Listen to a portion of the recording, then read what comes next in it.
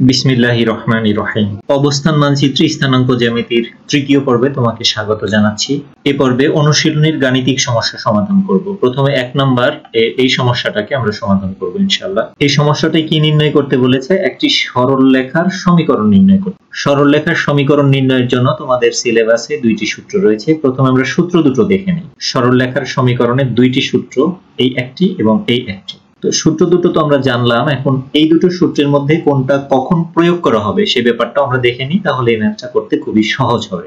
সরল লেখার সমীকরণ নির্ণয়ের জন্য এই সূত্রটা ব্যবহার করা হবে যদি দুইটা বিন্দু দেওয়া থাকে, আর এই সূত্র ব্যবহার করতে হবে যদি ঢাল এবং একটা বিন্দু দেওয়া থাকে। আমরা সূত্র জানলাম, সূত্র দুটোর কোনটা কখন ব্যবহার করতে হবে সেটাও জানলাম। এখন প্রশ্নের দিকে তাকাই। এই প্রশ্নের মধ্যে কি আছে? এই প্রশ্নের মধ্যে রয়েছে ঢাল, আর কি রয়েছে? বিন্দু।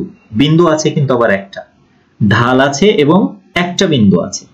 তো এখন এই যে শর্তগুলো আমরা একটু সার্চ করে দেখি। ঢাল এবং একটা বিন্দু যদি থাকে তাহলে আমরা এই সূত্রটা প্রয়োগ করে এই সমস্যার সমাধান করব। এই প্রশ্নের মধ্যে যদি দুইটা বিন্দু দেওয়া থাকতো তাহলে আমরা এই সূত্র প্রয়োগ করে সরল লেখার সমীকরণ নির্ণয় করতে পারতাম। চলো সমাধান শুরু করা যাক। প্রথমে যা কিছু দেওয়া আছে সব উঠিয়ে নিলাম। ঢাল দেওয়া আছে -2 আর একটা বিন্দু দেওয়া আছে 4, -5। ঢাল এবং একটা বিন্দু থাকলে সূত্র প্রয়োগ করতে হবে এই সূত্রটা, y - y1 = m × x - x1। আমরা সরলরেখার সমীকরণ নির্ণয়ের সূত্রটা লিখলাম। এখন এই সূত্রের মধ্যে এই যে y আর x এই দুটো পরের লাইনে বসে যাবে। x1 এবং y1 এটা ব্যবহার করতে হবে যে বিন্দু দেওয়া আছে এই বিন্দু থেকে, এবং এই বিন্দুর মধ্যে এই যে প্রথম মান এটাকে আমরা ধরবো x1 আর দ্বিতীয় মানটাকে ধরবো হচ্ছে y1। এটা মনে মনে আমরা ধরে নিব। প্রয়োজনে তুমি পরীক্ষার খাতায় পেন্সিল দিয়ে খুব হালকা কালি দিয়ে এটার উপরে x1 এবং এটার উপরে এভাবে y1টা বসিয়ে নিতে পারো। তাহলে আসো আমরা এই y বসিয়ে দিলাম এবং y1 কোনটা? এই যে দ্বিতীয় মান -5, এটাও বসিয়ে দিলাম। এরপরে m মানে হচ্ছে ঢাল, ঢালের মান রয়েছে -2 বসালাম। সেই সাথে এই যে x এটা বসে গেল, মাইনাস বসে গেল, আর x1 কোথায় রয়েছে?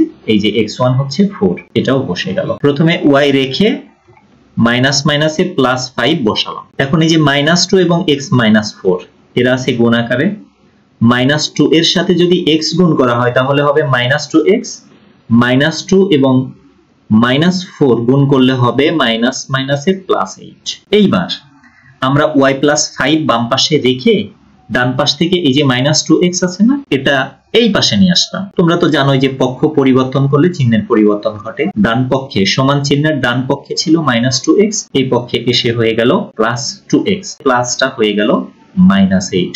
এখন ডান পক্ষে তো আর কোনো কিছু অবশিষ্ট থাকলো না, তাই লিখতে হবে 0। এবার এই সমীকরণটাকে আমরা একটু সাজাবো ইংরেজি বর্ণমালার ক্রম অনুযায়ী। আমরা জানি যে প্রথমে অবস্থান করে x, তারপরে অবস্থান করে y।